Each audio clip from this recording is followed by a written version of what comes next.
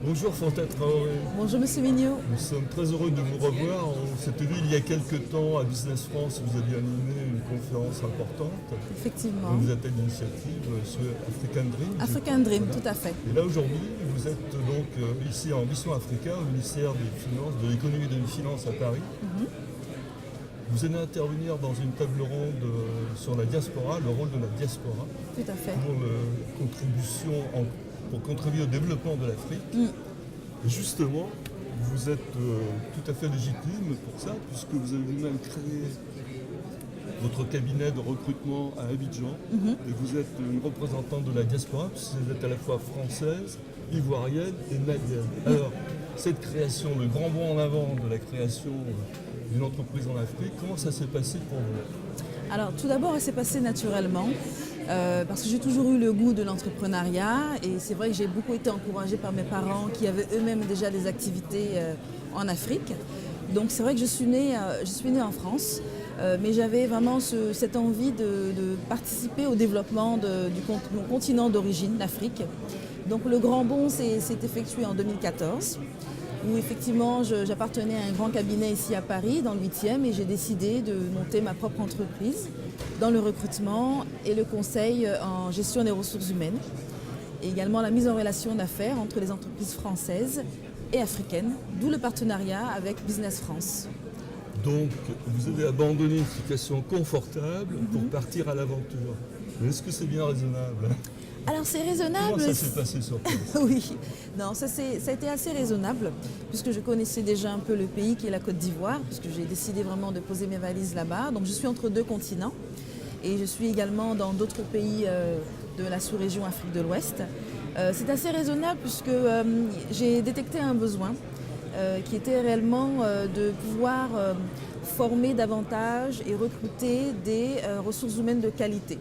Et également identifier les pénuries, on va dire, de main-d'œuvre dans un certain secteur d'activité. On a démarré dans l'ingénierie, l'électricité, beaucoup dans le BTP, la construction, et ensuite on s'est développé sur d'autres domaines d'activité. Il y a un réel besoin de créer des ponts entre le continent, on va dire, européen, entre l'Occident et l'Afrique, pour développer davantage les ressources humaines, avoir plus de ressources humaines qualifiées, pour certains emplois où il manque réellement, on a vraiment un cruel manque de ressources qualifiées pour ces secteurs d'activité. Alors quel type d'emploi ou de niveau de qualification, de niveau ingénieur, cadre intermédiaire? Alors quels sont les besoins les plus fréquents? Tout à fait, on est beaucoup sur du middle management, donc les cadres intermédiaires, sachant qu'on recrute quand même pour du top management. Et là, tout récemment, on a également développé un partenariat avec l'État de Côte d'Ivoire pour les plus jeunes. Donc vraiment ceux qui sont nouvellement diplômés et leur permettre d'intégrer mieux, dans les meilleures conditions, le marché de l'emploi. Puisqu'on s'est aperçu qu'il y avait un très fort taux de chômage parmi les jeunes diplômés ivoiriens. Mais on le développe également le concept au Mali, au Burkina. Donc le but étant de pouvoir maintenant couvrir toute la population, enfin toutes les couches sociales de la population, donc du top management jusqu'aux jeunes graduates, enfin jeunes diplômés africains. Donc c'est un business qui avance bien, alors. Vous Oui, êtes contente? oui, très contente. Bon, enfin, normalement, l'entrepreneur ne dit jamais qu'il est content, C'est mais ça. quand même. Alors, Oui. vous savez, il y a des images d'Épinal quand même sur l'entrepreneuriat, enfin, l'environnement des affaires souvent en Afrique. On dit que c'est très difficile parce qu'il y a souvent des coupures de courant, par exemple, et que donc l'entreprise doit assumer des services qui, ici en Europe, sont assumés par les pouvoirs publics. Et est-ce que c'est vrai ou est-ce que c'est surjoué cette histoire de difficulté à s'installer? Non, honnêtement, c'est surjoué. Toutes ces questions d'énergie et autres, c'est vrai que l'Afrique est moins bien dotée d'un point de vue infrastructure, d'un point de vue énergie et autres, mais honnêtement, ce ne sont pas des difficultés que j'ai pu rencontrer. On trouve en fait des solutions pour pouvoir combler ces lacunes. Donc en termes d'énergie, effectivement, un groupe électrogène et autres, il y a des solutions quand même qui permettent de pallier à ces problèmes-là. Ce ne sont pas les problèmes essentiels.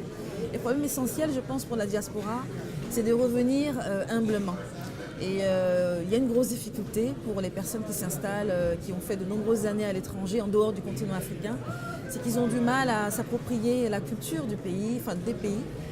Ils ont du mal à s'insérer socialement parce qu'ils arrivent avec des solutions toutes faites. Ils font du copier-coller très souvent et ça ne marche pas. Donc il y a un gros travail, disons, un gros laps de temps, un grand laps de temps d'adaptation, d'observation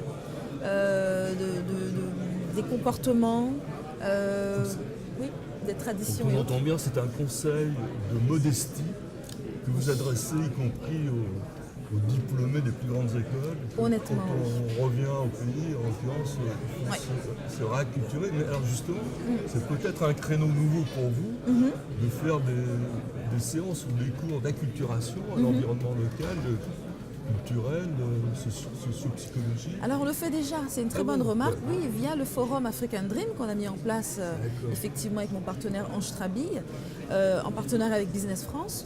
Le but étant déjà d'aller vers la diaspora avec des entreprises africaines et françaises, donc de rencontrer la diaspora et de leur donner tous les outils pour mieux se réinsérer, s'ils souhaitent en tout cas retourner dans leur pays d'origine. Ce n'est pas forcément obligatoire, hein. On est parfois bien dans son pays d'accueil et on peut participer d'autres manières que de se rendre sur le pays. Mais en tout cas, pour ceux qui souhaitent vraiment y retourner, il y a tout un certain nombre d'outils, d'ateliers qui sont mis en place pour les aider justement à mieux se réinsérer. Donc on le met en place via African Dream. Le mot de la fin, ce sera bravo. Eh bien, écoutez, on va continuer. Bravo à vous. Merci. Merci beaucoup. Merci à vous.